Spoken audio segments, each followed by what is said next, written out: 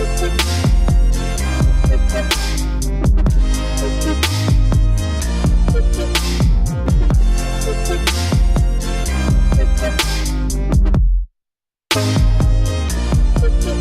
what is up guys? I'm KBHD here, and this is the Samsung Galaxy S9 Plus. As a couple days after the announcement, we've had our chance to sort of soak it in and think about it for a little bit, and it's become pretty clear actually that it seems like this whole event, this announcement, was saved from being called the exact same phone as last year by one major feature upgrade, the camera. So that's what we're all kind of looking at right now. So while we have it, before it actually comes out, let's take a deeper look at what exactly will make this phone, apparently, different from every other phone out there. Let's take a deep look at the camera. So the Galaxy S9 has a single 12 megapixel optically stabilized camera with a variable aperture, and the Galaxy S9 Plus we have here has dual cameras, so the same primary camera and an additional secondary 2x telephoto camera fixed at f2.4. So the biggest change, obviously, at least on paper, is that variable aperture. So as I mentioned briefly in my impressions video of this phone, with a couple exceptions, pretty much every single smartphone camera out there is a fixed aperture lens, which means the aperture doesn't change. It doesn't open or close. They're letting in a certain amount of light every time to hit that sensor.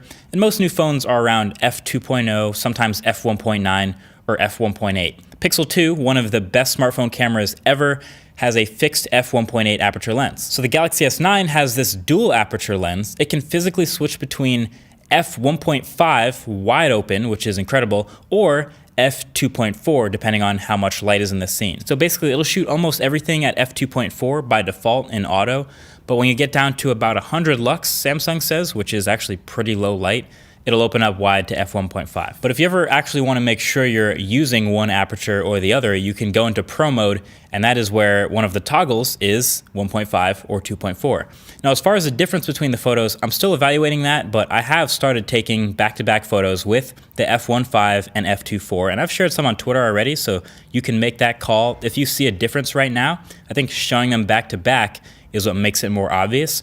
But the full analysis will be in the review for sure. So that is a pretty promising new development with the camera that we're messing with, but it's definitely not all that's new. Also new in the camera is an improved composite HDR mode. So it's now taking 12 frames and turning in photos with great dynamic range and reduced noise and better contrast. That's all in auto HDR though, so you don't have to do anything special for that. There's also the whole new sliding UI of the camera, kind of like what we've been seeing in the iPhone for years. I think it's definitely an improvement. It kind of encourages you to swipe around and explore all the different modes that you might not have even known have existed in the Samsung camera app for years. And one of the most important ones is, of course, this Pro mode. Not a whole ton to say about it other than it keeps getting better. You can change pretty much everything here. So if you're into photography, you know, your shutter speed, ISO, manual focus, white balance, and even of course that toggle for switching manually between f1.5 and f2.4. That's what I've been using to take the back-to-back comparison shots. But also new with the camera is this super slow motion video mode. Now, if you jump into the camera settings, there's actually already a ton of video frame rates to choose from. You can shoot at 4K 30 or 4K 60 frames per second.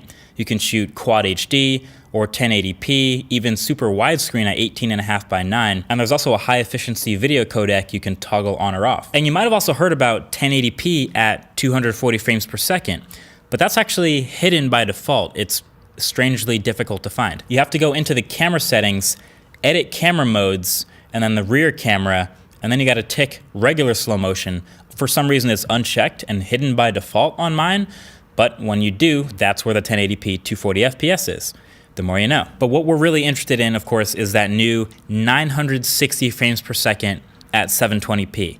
Other phones have done this. There's been Sony phones to do near 1,000 frames a second, but this is new to Samsung. So this will turn a 0.2 second video clip into a 6-second smooth video.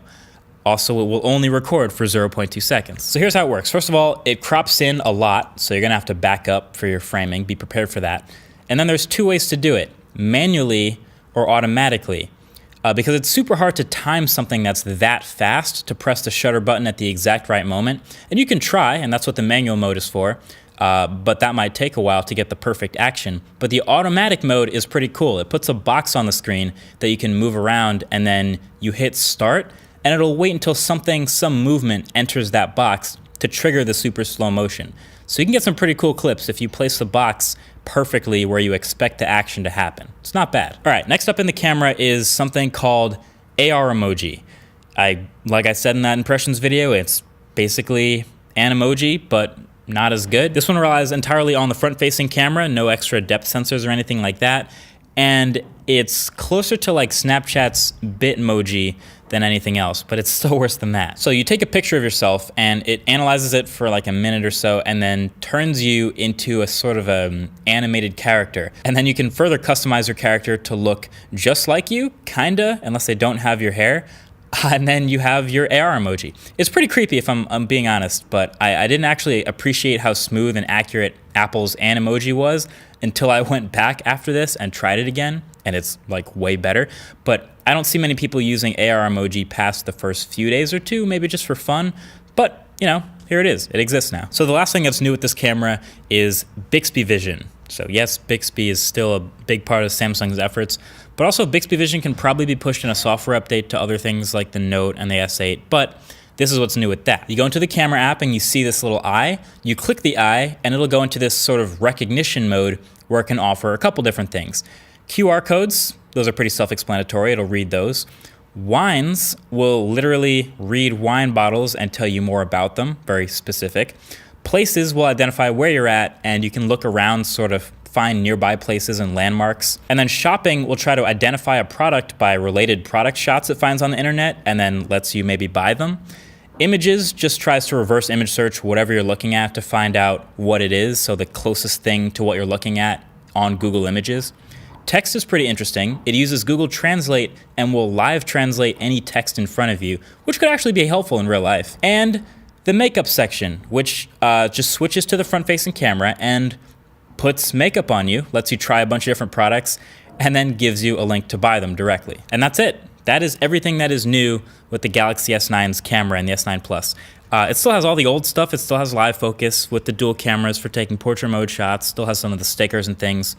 But that's your camera reimagined. Now, this isn't the full review of the whole phone, so we'll wait till then to put conclusions on everything and see if it's actually worth it all. But you can probably come to a lot of conclusions yourself. I mean, looking at sample photos, we already know this is going to be one of the top smartphone cameras of this year. It's just a matter of whether it falls at number 1 or number 2 or number 3. But stay tuned to places like Twitter and Instagram, where I'll be posting sample photos as I take them and as I use this phone more, coming up to the full review. But until then, thanks for watching. Talk to you in the next one. Peace.